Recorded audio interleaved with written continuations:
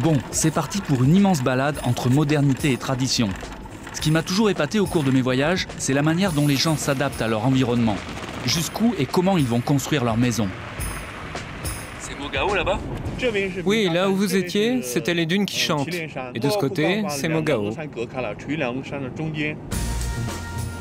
Mais avant d'entamer cette exploration de l'habitat, pour nous porter chance, une petite visite au Grand Bouddha. À Mogao, 700 grottes abritent 1000 ans d'art bouddhique. Ce petit bonhomme, c'est monsieur Peng Jingyang, 70 ans d'archéologie. Première surprise, ici les dieux aussi ont leur maison.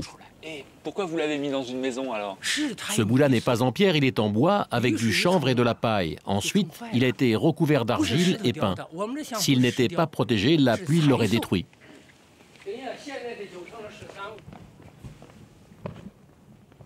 Il est intarissable. Bon, moi j'ai apporté ma lampe. J'ai apporté une petite lampe.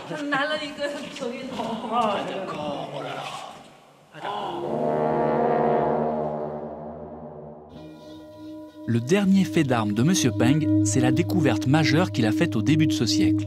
C'est le plus grand Bouddha abrité de Chine. Il mesure 35 mètres et demi. Avant, il mesurait 1 mètre de moins. Comment c'est possible ? Regardez, en 1999, j'ai gratté et j'ai découvert ce sol du début de la dynastie Tang, l'époque de l'impératrice Wu Zetian. Une superbe découverte. Les médias ont dit que le Bouddha de Mogao a grandi d'1 mètre en 1000 ans grâce à l'archéologie.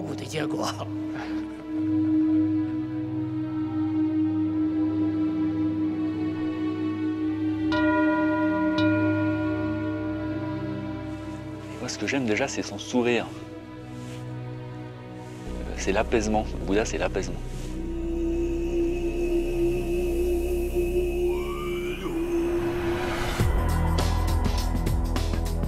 C'est mon 6e voyage en Chine, un pays grand comme 18 fois la France. À 400 km à l'est de Mogao, Kikou.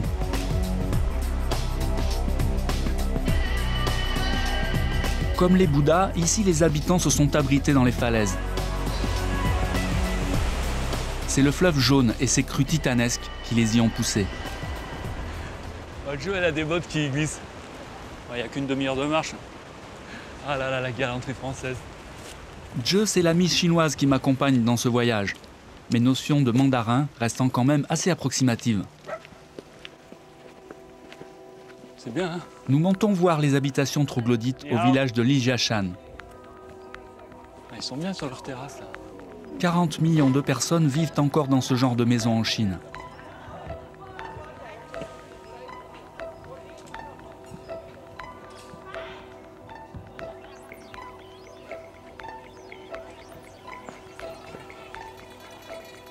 Miao. Miao.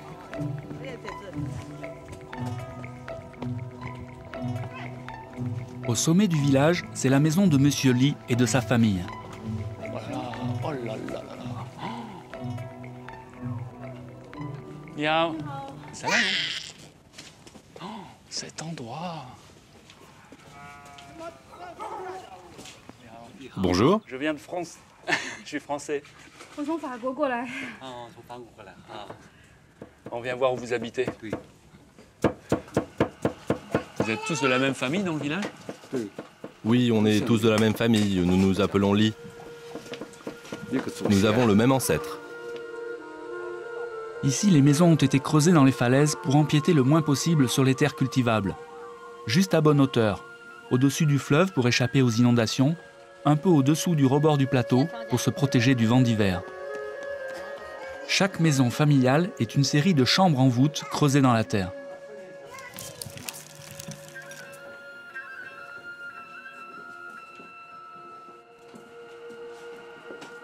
Votre belle-fille, elle dort là ? Oui, c'est comme elle veut. Elle peut dormir sur ce lit ou sur celui-là, elle a le choix. Et ma deuxième belle-fille, elle dort avec nous à côté là-bas.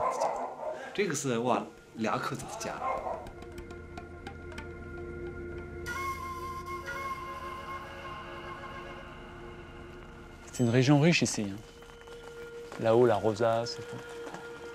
Là, il y a un gros travail sur les détails, sur la pierre. Là, il y a un bâtiment qui est vraiment...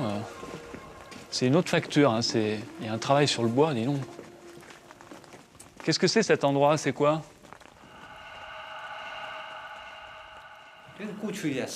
Autrefois, on y habitait ici. Et à l'intérieur, c'était pour des gens... C'était pas pour des gens ordinaires comme nous.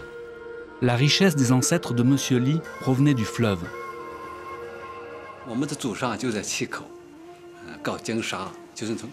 À Kikou, mes ancêtres débarquaient les marchandises des bateaux pour ensuite les envoyer partout par voie terrestre. Il y avait de tout, de l'huile, des graines, toutes sortes de marchandises.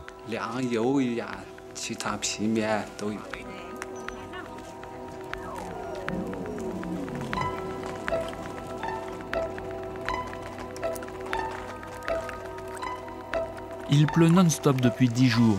Le niveau du fleuve Jaune est monté d'1 mètre. La vie à Lijiashan est rythmée par les inondations. Pendant des siècles, les paysans croient qu'un immense dragon vit couché le long du fleuve. Un jour, il accouche d'une bête si horrible que les habitants le tuent. Le soir même, une inondation balaye le village.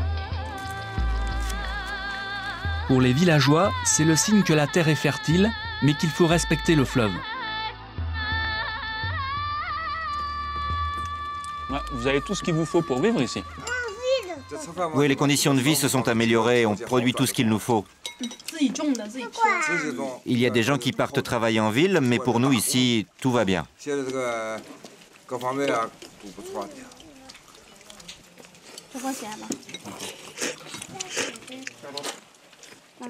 J'ai pas la technique pour faire du bruit. En fait, en Chine, quand c'est bon, on fait du bruit pour montrer que c'est bon, justement, en mangeant.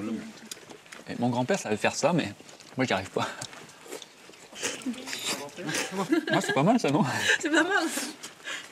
C'est très bon.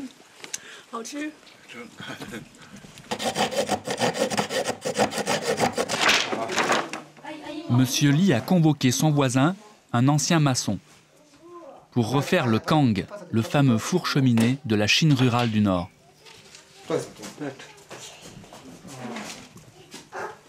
Qu'est-ce que c'est le four, la cheminée? Ça sert de chauffage et pour la cuisine. La plupart du temps, on cuisine ici d'ailleurs. Et ça chauffe la pièce et le lit aussi alors. Donc le foyer, la sortie vers la cheminée, et là en dessous il y a l'air qui part sous les lits. Ouais. Et ça ressort là, on voit des trucs. Là par exemple c'est une sortie d'air.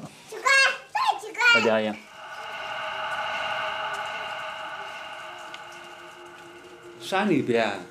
Ici, il fait froid en hiver, souvent moins 10 degrés. Nous, on vit dans des grottes, car comme ça, c'est chaud en hiver et frais en été. C'est plus confortable qu'une maison normale. Ces habitations sont vieilles de 200 ans, vous savez. Si. Et vous aimeriez habiter ailleurs? Non, je n'ai pas ce projet. Maintenant, j'ai 45 ans, je n'ai pas envie d'aller ailleurs. Je suis né, j'ai grandi ici, et j'ai pas les moyens d'aller ailleurs.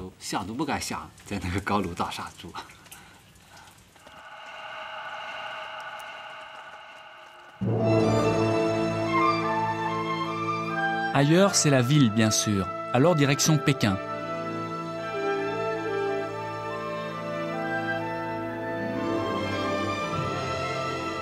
Mais avant, un petit plaisir, à 50 km à peine du brouhaha de la capitale. La Grande Muraille, c'est très ancien. La construction a commencé il y a plus de 2000 ans. Et juste à côté, il y a des maisons vraiment contemporaines. Dans le vallon, là, juste à côté. La commune de la Grande Muraille, 30 hectares de forêt préservée. Ici, la Chine s'est payée une vitrine d'architecture contemporaine. 15 résidences pour millionnaires. Le coordinateur du projet, c'est Antonio, architecte vénézuélien, en Chine depuis 15 ans. La maison est conçue de manière à faire réellement partie de la montagne. C'est son abri. Cette maison est dans la pente de la montagne. Je ne voulais pas modifier le paysage. Je voulais autoriser la montagne à faire partie de la maison.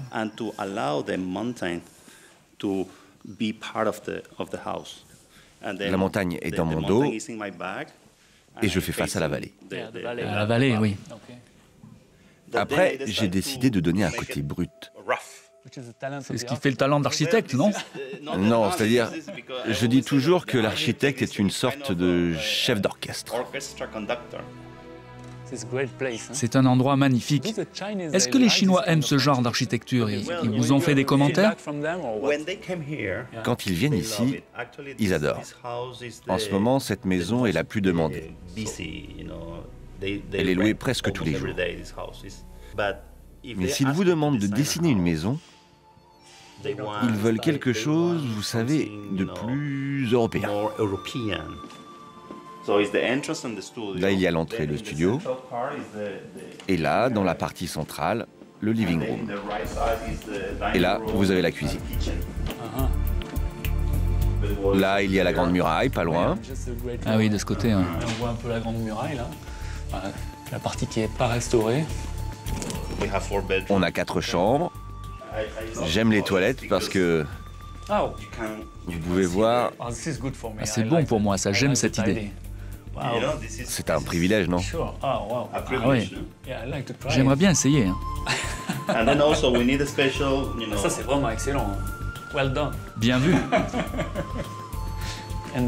Les montagnes apparaissent progressivement.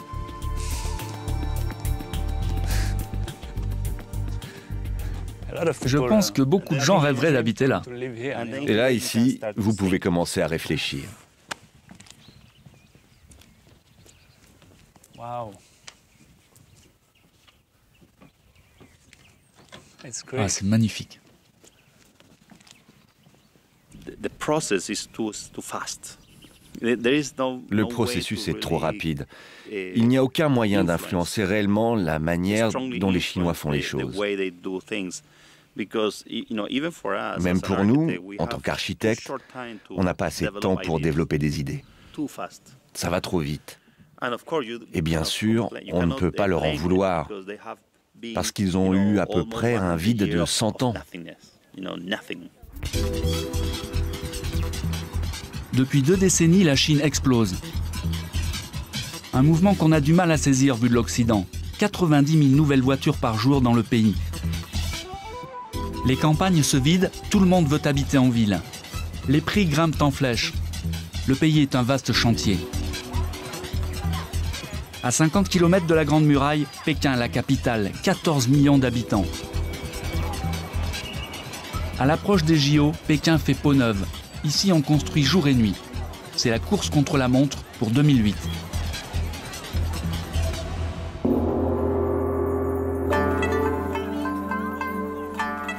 Prenons un peu d'air, enfin façon de parler, dans la cité interdite. Apothéose de l'architecture impériale chinoise. Le jaune est la couleur des palais impériaux. Il symbolise le Huanghe, le fleuve jaune. Eh oui, encore lui.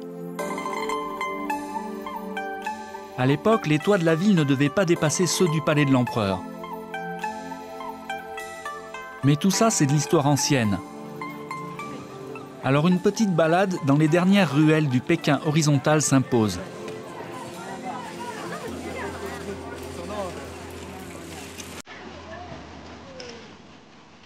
On y trouve encore quelques exemples de l'habitation traditionnelle chinoise. Le Siweiyan, la fameuse cour carrée.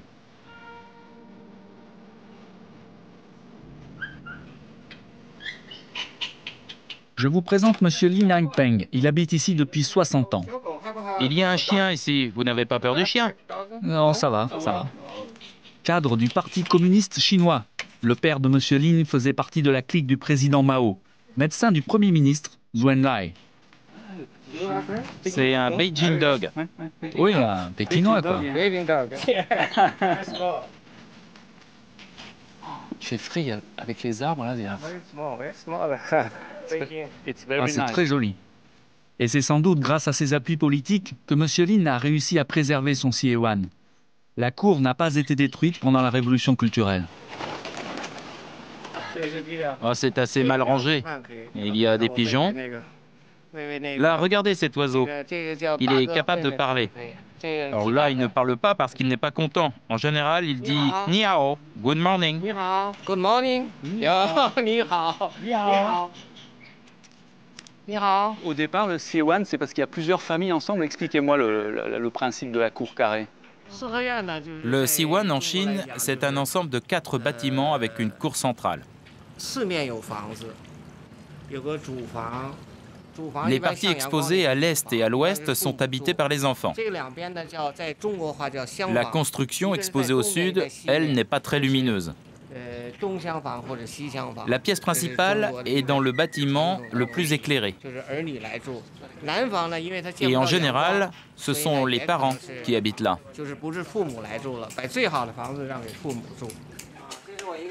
Cette pièce me sert de salle à manger. Je mange là. Allez-y, rentrez. D'accord.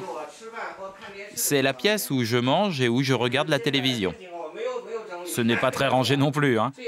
J'ai de très beaux meubles chinois traditionnels en bois rouge, de la dynastie Song. C'est là où vous lisez, en fait. Oui, je m'assois ici pour regarder la télévision ou pour me reposer le soir. Regardez, on peut s'asseoir ici pour boire le thé, jouer aux échecs. J'ai aussi une antiquité que j'aime, c'est ce boulier. Il est également fait avec un très bon bois. Ce bois a une odeur particulière, c'est très précieux. C'est du Wangguoli de Hainan. C'est ce qu'il y a de plus cher. Vous ne vous y connaissez pas en bois rouge, mais c'est l'essence la plus recherchée en Chine. Oui, ça sent le vieux bois.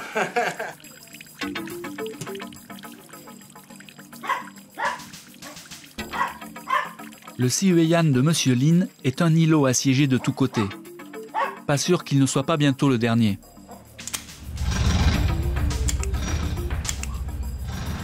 Le centre ancien est convoité par ceux qui rêvent de transformer le monde en centre commercial.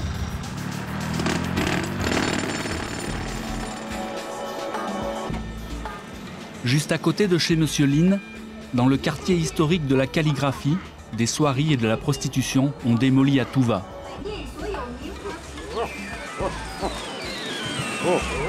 Du passé, faisons table rase, ça vous rappelle rien? Le capitalisme rouge fait pire que les vieux démons. Ça va être démoli chez vous, là? Oui. Quand ça? Je ne sais pas. J'habite ici depuis plus de 50 ans. Personne ne veut partir, c'est tout le charme du vieux Pékin qui disparaît. À la une du journal, plus que 310 jours avant les Jeux Olympiques. Une époque chasse l'autre, à grands pas. Mais où les jeunes Chinois rêvent-ils donc d'habiter? Pour le savoir, direction Shanghai.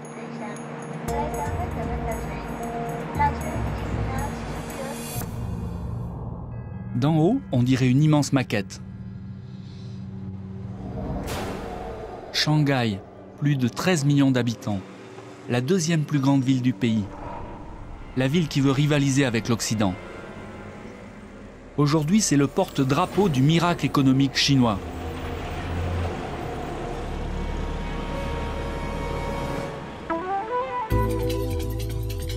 Un miracle qui pose quelques problèmes. 400 millions de Chinois vont vouloir se loger dans les 5 prochaines années. La nouvelle classe moyenne veut accéder au symbole de la réussite, le logement individuel. Alors on construit plein pot, au centre, mais aussi et surtout en banlieue. Bienvenue à Sun City, la cité du soleil. Mademoiselle Song a 24 ans, ingénieure des ventes dans une compagnie d'électronique. La Chine moderne, joyeuse, positive. Le rêve de Mademoiselle Song, un appartement au 20e étage d'une des tours de Sun City. Aujourd'hui, notre poisson rouge a fait des petits. Et on a dû lui enlever les nouveau-nés, sinon elle les aurait mangés. Bravo! Ici, on va loger environ 3000 familles. Des tours de 20 étages avec à proximité centre commercial, banque, école. Une certaine vision du paradis. Mademoiselle Song achète 95 mètres carrés pour 60 000 €, sans aide de l'État, mais avec un prêt à la banque pour 70% du montant.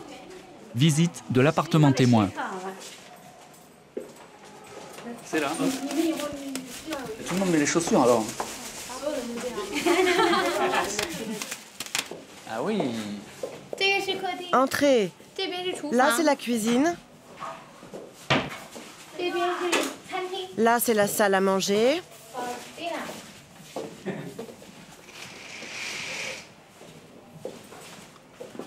Bon, ici, il n'y a pas la vue sur la Grande Muraille, c'est sûr. Ici, c'est le bureau-bibliothèque. Ah oui, il y a le bureau et tout, là, quand même. C'est la chambre avec salle de bain.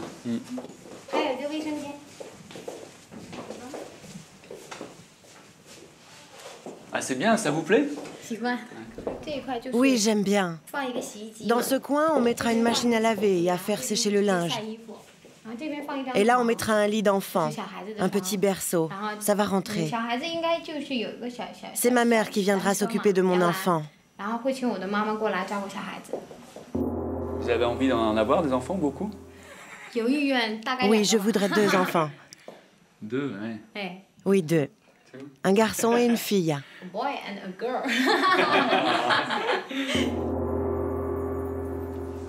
Qu'est-ce qui vous plaît le plus dans l'appartement?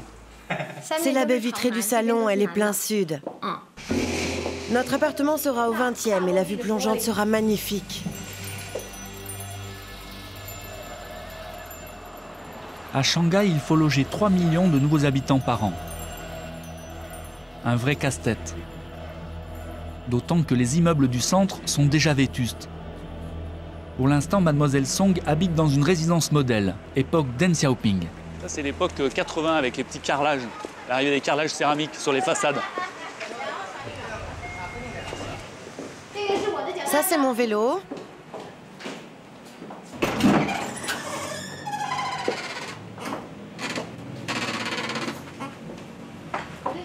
Et c'est lui, le poisson rouge. C'est celui qui a fait des bébés. Ni hao. Ah oui, on arrive comme ça, nous. Ni hao. Vous habitez à combien ici, alors, dans cet appartement? Il y en a 2 de ce côté et 2 de ce côté. Ce sont des couples. Ce sont mes amis. À côté, il y a un autre appartement. Nous ne sommes que 5.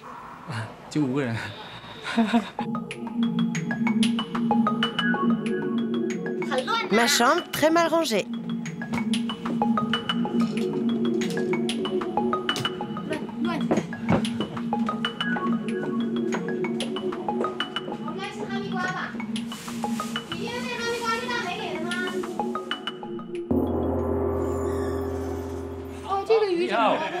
Entrez, entrez. Faites comme chez vous. Monsieur, il allait acheter du crabe. Ah bah oui. Ah non, bah parfait. Il va vite, lui. Attends, il y en a encore une là. Et là, ça part. Il faut les rincer un peu. Ouais. Il va vite, il est bon à la nourriture. Je vais vous montrer ce que je fais. C'est pour les bébés. Ah, c'est pour le futur bébé, ouais. Ça se met là. C'est pour les empêcher de se salir quand ils mangent. Après le travail, une fois rentrée, je brode. C'est mon passe-temps. Je fais des broderies pour notre futur appartement. Alors, ils vont pas être contents, là. J'aime bien la protection là, pour la graisse sur la cuisinière. Je trouve ça excellent. C'est du pragmatique. D'ailleurs, là aussi c'est protégé. Hein. Il y a du plastique pour protéger le carrelage. Là. Après, hop, t'enlèves le plastique et le carrelage est propre. C'est. Merci. C'est une spécialité de Shanghai? Oui, c'est très connu. Very famous. Ah, ok. C'est. Alors on est sur le Bund, c'est l'endroit où tous les touristes se font prendre en photo devant Shanghai moderne. C'est l'image carte postale.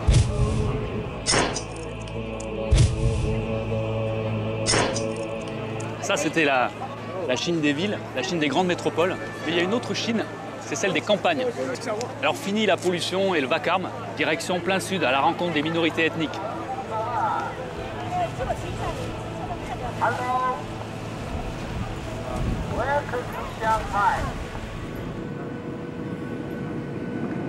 À 2 heures de vol au sud-est de Shanghai, la province du Fujian.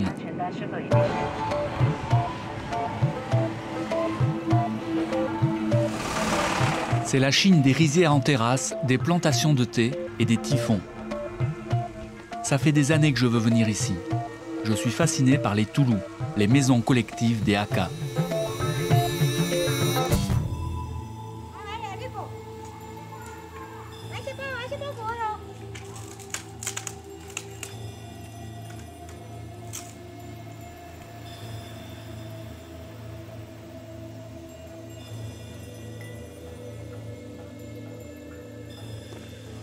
Donc là, on est à 800 mètres d'altitude quand même. On est chez les Hakka. C'est une ethnie spéciale qui vit dans les montagnes, qui s'est installée sur des pentes très abruptes et qui ont construit un habitat circulaire. Une sorte d'immeuble en terre, c'est génial. Oh là là. Miao.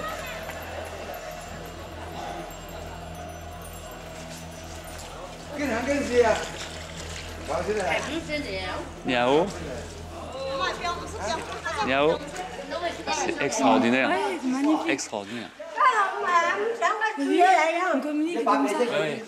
Un habitat collectif où chaque famille possède 3 pièces, empilées à la verticale les unes sur les autres. Oui, il y a une douzaine de familles qui habitent ici. Et il y a 4 Toulous comme ça. Et il y a en tout 400 personnes qui vivent là, quoi.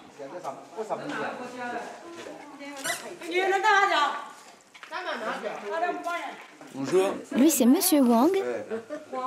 Ah, c'est votre père. Et elle, c'est sa mère. Bonjour. Niao.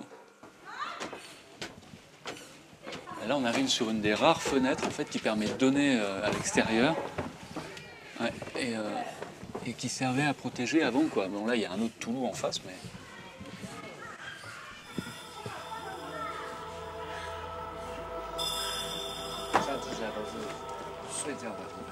Ah, ça y est, on est au niveau des dortoirs, c'est là où on dort. Ouais. Ah, c'est extraordinaire. On vit sur 3 étages. Ici, on entrepose un peu tout. Au-dessus, on met du matériel agricole, ça nous sert de grenier.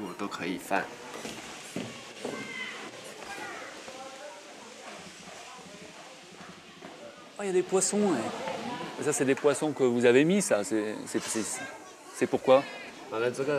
Oui, c'est nous qui les avons mis. C'est pour contrôler la qualité de l'eau. Ici, c'est tout en bois. Si ça brûle, comment ça se passait avant? Vous donnez des coups de main et tout? Entre voisins, on s'aide mutuellement. S'il y a le moindre problème, on peut compter sur les autres.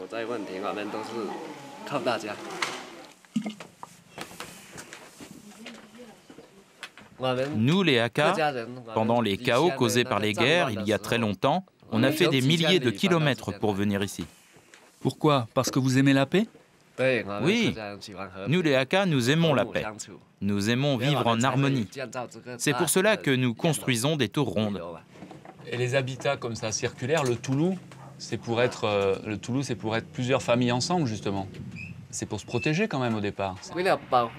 C'est pour protéger notre clan contre les pillards, contre les voleurs. Les murs sont très hauts. Personne ne peut entrer.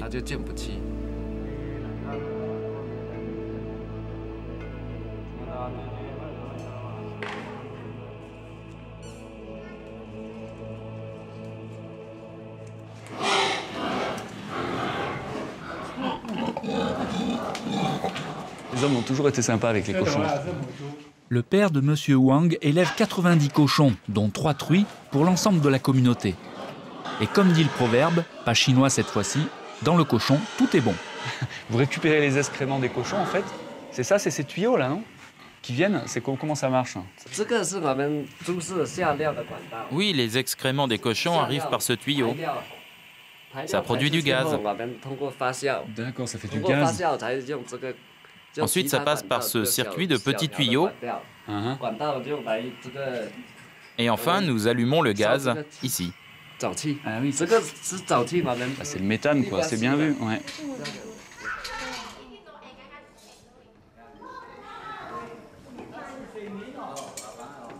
Il est en train d'émincer les légumes sur l'ancien four, quoi. Il met le feu là-dessous, et ça chauffe et ça fait c'est une sorte d'énorme wok, en fait.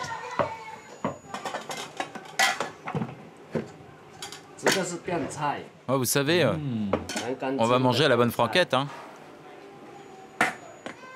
Et maintenant, tout ça, c'est remplacé par un nouveau système qui préfère utiliser l'huile, là, où il est en train de faire réchauffer les pâtes, là. Voilà. Les pâtes ont commencé dans un deuxième wok qui, lui, est alimenté avec le gaz de méthane là, qui vient des cochons, là, comme tout à l'heure, en fait. C'est le même système. Après, ça va me ruiner ma polaire, mais bon, c'est quand même de l'huile de cochon, c'est pas mal. On va se régaler, hein. Moi, j'adore La nourriture chinoise des campagnes, pas trop sophistiquée.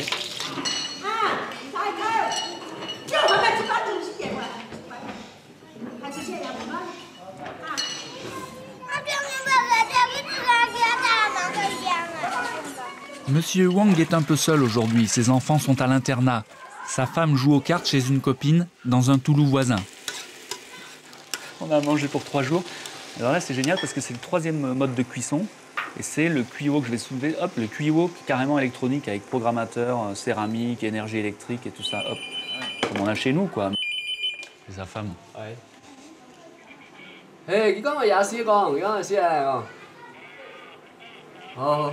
C'est sa femme. Je reviens. Oh, ce n'est rien. Elle voulait savoir si vous aviez mangé. En fait, elle avait peur que vous n'ayez rien à manger. Allez, on attaque tout de suite. J'ai faim.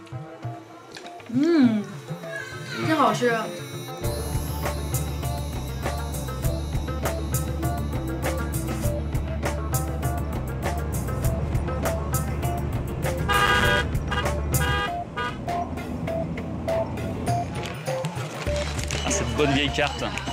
Alors, la Chine. Donc là, on était chez les Hakka, au-dessus de Xiamen.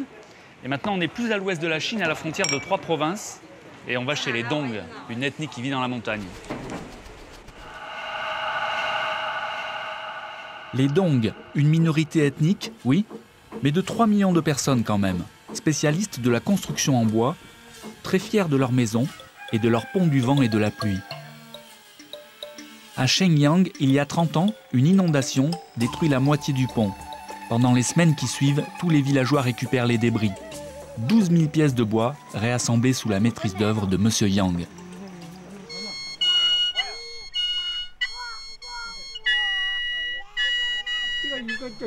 Vous voyez ça, les paysans connaissent bien, c'est un groin de cochon, avec la bouche et les yeux. On utilise ce que les paysans connaissent le mieux, les animaux d'élevage. Quand on a refait le pont, comme le mélange entre les vieilles et les nouvelles pièces n'était pas beau, on a utilisé une mixture de sang de cochon et de poudre de fer pour peindre les pièces. Le pont, c'est le lieu du partage, et pas seulement des marchandises. Le dimanche, les villageois viennent ici pour se rencontrer. Les hommes d'un côté et les femmes de l'autre pour discuter. Et si quelqu'un remarque une personne qui lui plaît, alors c'est bon. Et vous en avez rencontré des filles ici? Bien entendu, j'ai vu quelques filles qui m'ont plu. Mais vous savez, les mariages avant étaient tous arrangés. Maintenant, on est plus libre, alors tout le monde vient ici pour se rencontrer.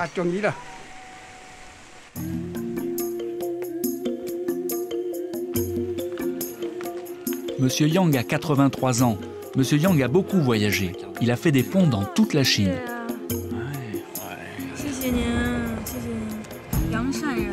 Il doit avoir un site web, le jeune homme. Ingénieur. Monsieur Yang et l'art des ponts, c'est l'histoire d'une vie. C'est un style ancestral de pont couvert. On travaille toujours de la même manière, sans utiliser de clous en fer. Pour la structure, on n'utilise que des pièces de bois que l'on emboîte. C'est comme ça qu'on travaille depuis toujours.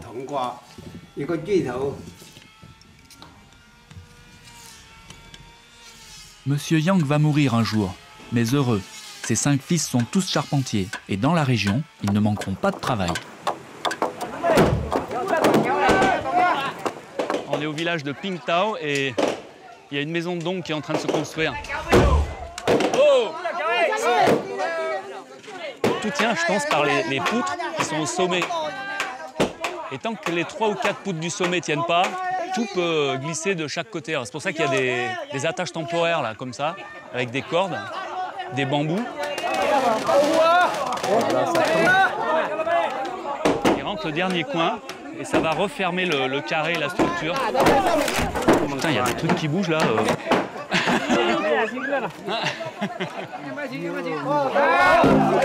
Ils sont très collectifs, c'est génial de voir ça dans leur maison et du coup, tout leur mode de vie est comme ça.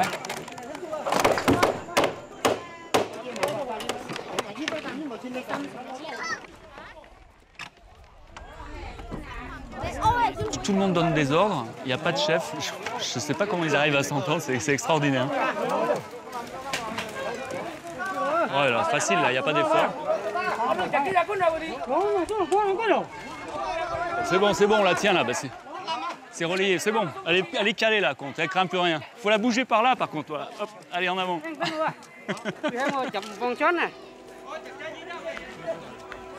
Ces bonbons, c'est la tradition quand une maison se termine.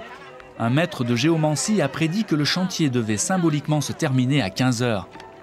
Finir le chantier, c'est poser la dernière poutre du faîtage, peinte en rouge, la couleur du bonheur et de la réussite.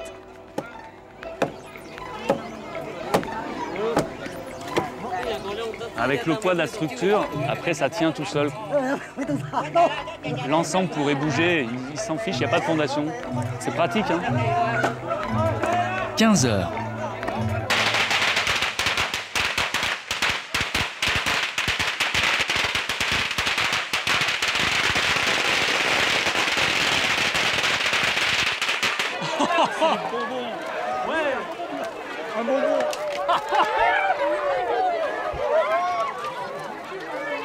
Oh, les bonbons tombent du ciel.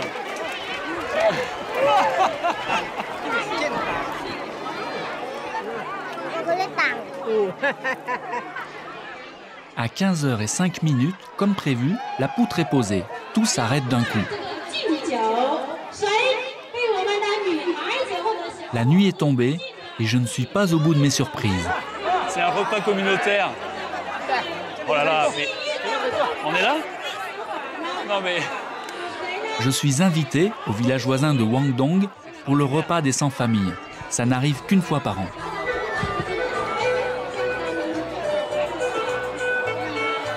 C'est une sorte de lardon, c'est très bon. Et en fait, chacun a préparé des plats et maintenant tout le monde partage là. Je trouve ça génial, génial.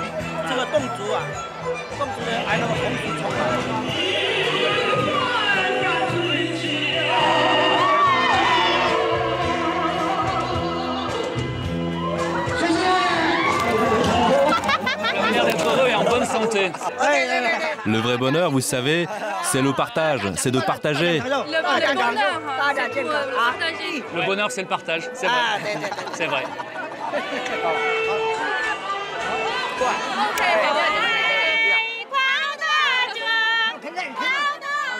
C'est vrai qu'on partage tout ici.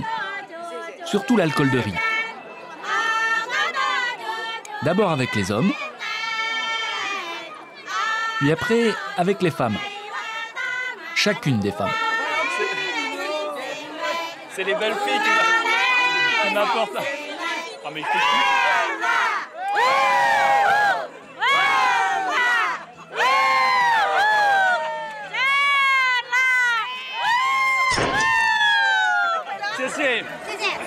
c'est...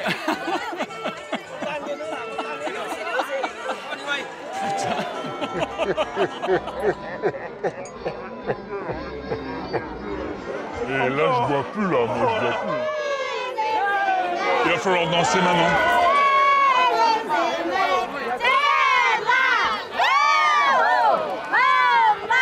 Et pourquoi il tire l'oreille? Stop! Stop!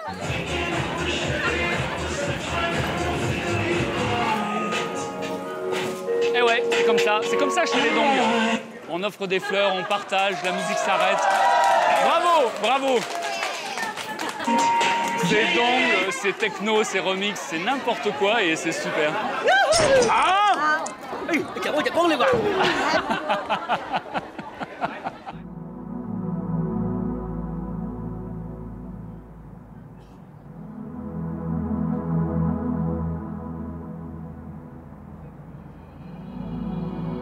Il a fallu franchir 5 montagnes, remonter le cours supérieur du Yangtze-Kiang. Un dernier col à 3200 mètres et soudain, le lac Lugu. Un petit écrin au cœur des montagnes, à la frontière entre le Yunnan et le Sichuan. Ça va, ça va, ouais. Je commence à être bon, le chinois. Ici habite une ethnie de 30 000 habitants, les Mosuo, qui préservent à travers les âges une tradition bien particulière. C'est magnifique. C'est une des rares sociétés matriarcales au monde.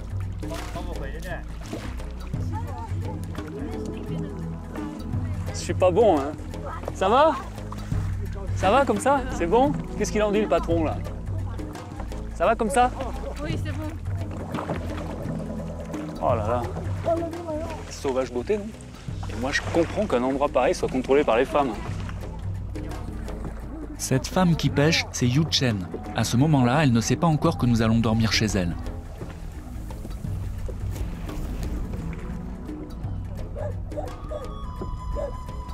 On entend des chiens, c'est bon signe. Et une société matrilinéaire, ça se mérite. Hein.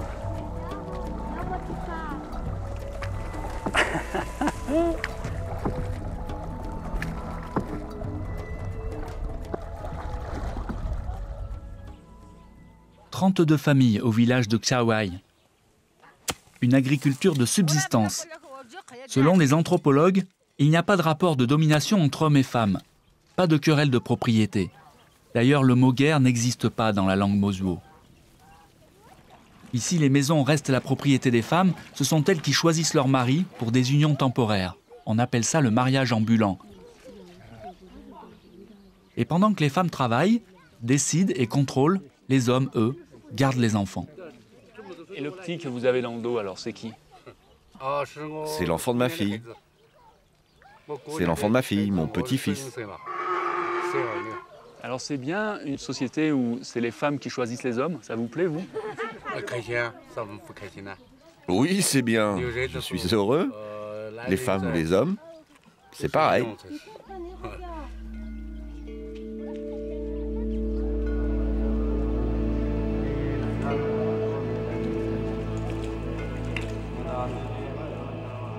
Les maisons mosuo sont organisées autour d'une pièce centrale, le babawego, ça veut dire la chambre des fleurs. C'est sympa, non?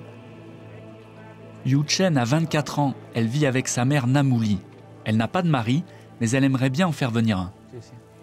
Et vous, vous voulez vivre où? Vous voulez avoir un enfant, vivre ici, continuer à vivre au bord du lac Lugu? Oui, j'en veux des enfants. Mais plus tard. J'ai pas encore eu cette chance-là.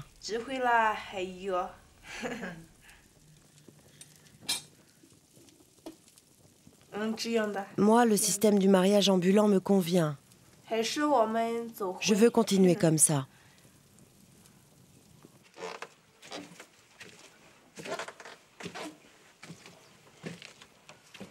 Et quand Yu Chen trouvera un mari jetable, comme le veut la tradition mosuo, elle viendra ici consommer son mariage ambulant.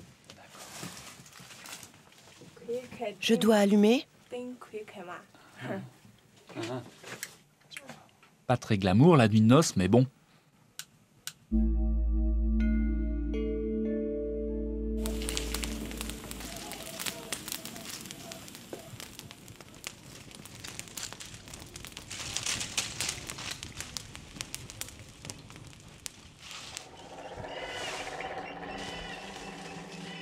C'est l'heure de la nuit, du feu et des questions indiscrètes. Alors comment ça se passe? Alors les hommes, ils viennent vous voir le soir, ils vous font la cour en fait?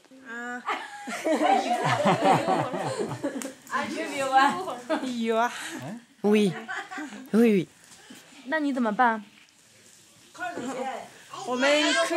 Nous nous faisons des signes dans la main. Le soir, les deux parties se dessinent des caractères dans la main. C'est quoi l'histoire des mains là? Comment ça marche? On fait comme ça, comme ça. Allez, on fait une petite code comme ça. Comment on fait alors? On va chanter, comment on s'approche des femmes? Comment ça se passe? Si tu aimes bien une fille, tu l'emmènes danser. Si elle te plaît, tu lui caresses la main. Après, si c'est bon, elle te fait signe, c'est qu'elle est d'accord.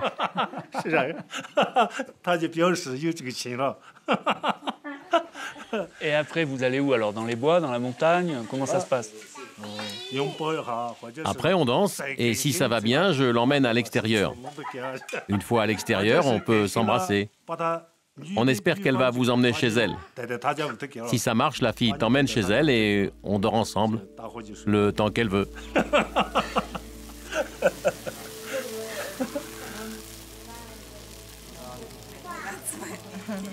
La grand-mère, elle a un petit air coquin. Hein, tu trouves pas, la grand-mère? Moi, je pense qu'il y a une histoire entre eux deux, là.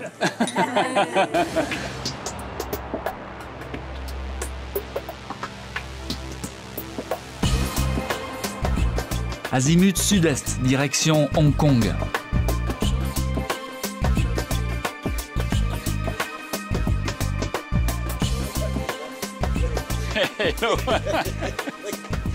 Ah, c'est bon, je suis en haut, là. Ah, thank you. Bon bah désolé les filles, mais on va finir cette aventure dans une société patriarcale. Thank you. Impossible de terminer ce voyage en Chine sans venir ici à Hong Kong.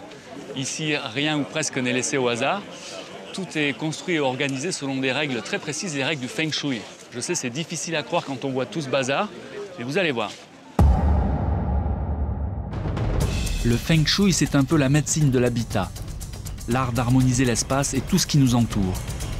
Un art longtemps interdit par les communistes.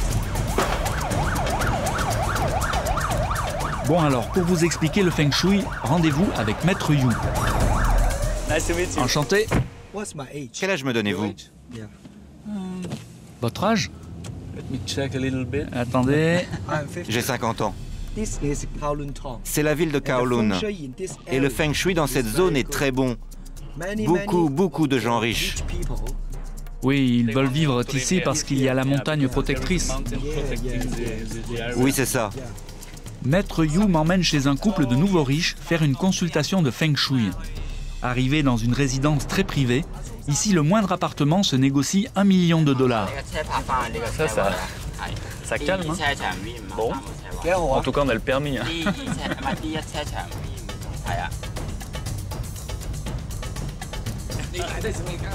Eddie travaille pour la plus grosse compagnie de maquettes de voitures, numéro 1 en Asie, Majorette puissance 12. Il vit ici avec Léona. On enlève les chaussures? Oui, c'est mieux. Non, c'est mieux, on va enlever les chaussures. Hop.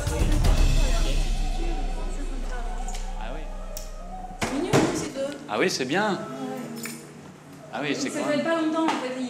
Maître Vincent Yu va commencer sa consultation par l'aquarium, pièce centrale du dispositif de régulation de l'énergie dans l'appartement.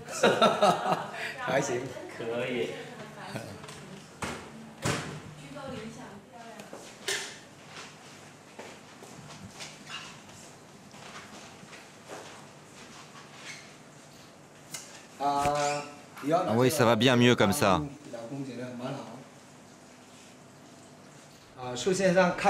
Au début, Monsieur Su voulait 2 aquariums, l'un sur l'autre.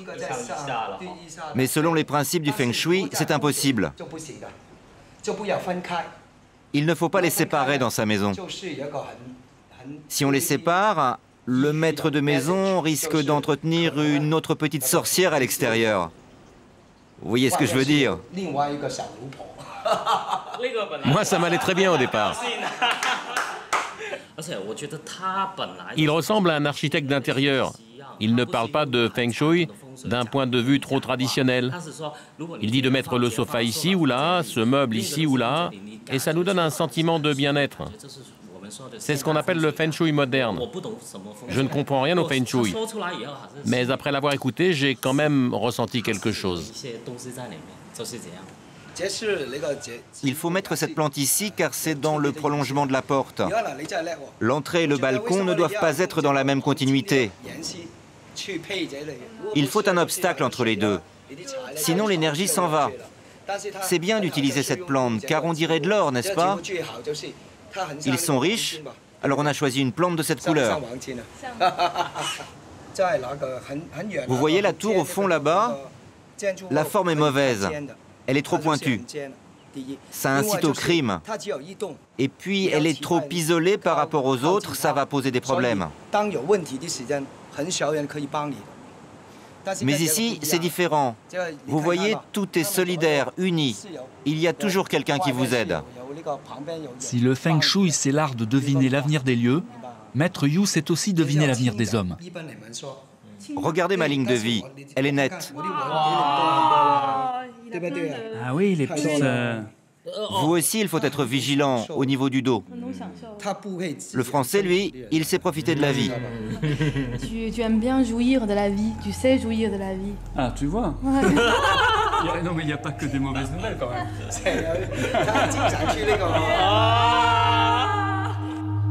Une vraie leçon de politesse chinoise. Vincent You maîtrise parfaitement l'art du compromis. Sympa ou tranchant comme un fil d'acier.